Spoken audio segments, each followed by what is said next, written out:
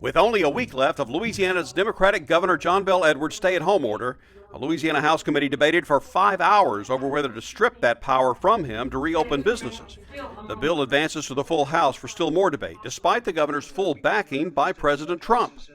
All of us worked very closely together, and it's truly a tremendous, let's call it a success story. Louisiana's legislature now has just 3 weeks to balance the state's $30 billion budget in the middle of an unprecedented financial storm, COVID-19, and plummeting oil prices. Some estimates put the revenue shortfall as high as $1 billion. If lawmakers fail to reach consensus, state government could grind to a halt on July 1st. That's a major reason why Governor Edwards is joining the governors of states such as Wyoming and Idaho, where COVID cases are so sparse they can't spend the $1.25 billion from the CARES Act. They want to use the money to shore up revenue losses from the quarantine. And most governors were on the phone, and just about every governor, regardless of state, regardless of party, believes that some assistance is going to be required from the federal government. And one of the ways you could get at least part of that assistance is to retroactively create more flexibility on the CARES Act funding that states have already received. So especially if they're a small state and haven't had a lot of cases, they're not going to be able to show expenditures related to COVID-19 that money can be spent on. So they would much rather be able to take and apply that money to revenue that was lost because of the hit to the economy caused by the public health emergency. I've joined them in that. We have made that request to the White House through the National Governors Association. All states are fracturing between the need to restart economies and the fear of causing a second pandemic.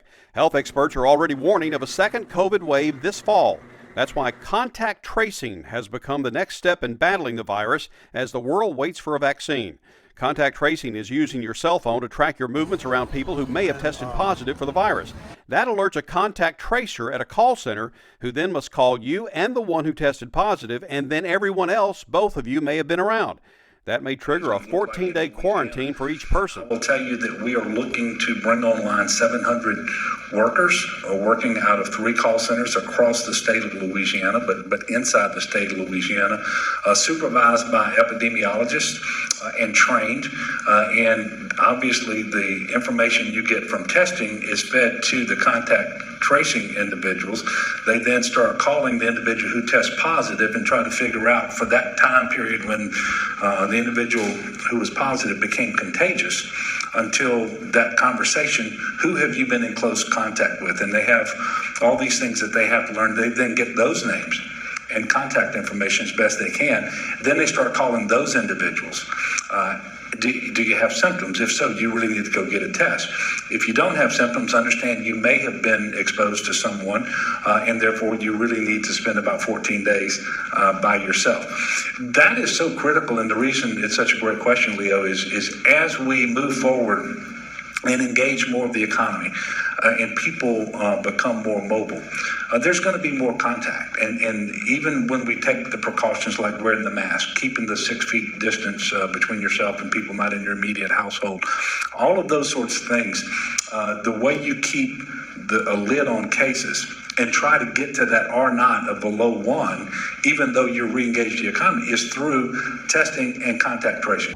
But does this mean businesses will have to track who comes and goes? Yeah, I don't know that's something that we're looking at. If we have an individual who tests positive, we will contact that individual and try to figure out what contacts he or she has had. I am not aware that we're contemplating, and we're going to get more into this on Friday, of asking businesses to keep some registry of people who come in and out of their stores or restaurants or whatever it might be. The governor says they will contemplate that in a plan for next week. Leo Honeycutt, WLFT, Statewide News, Baton Rouge.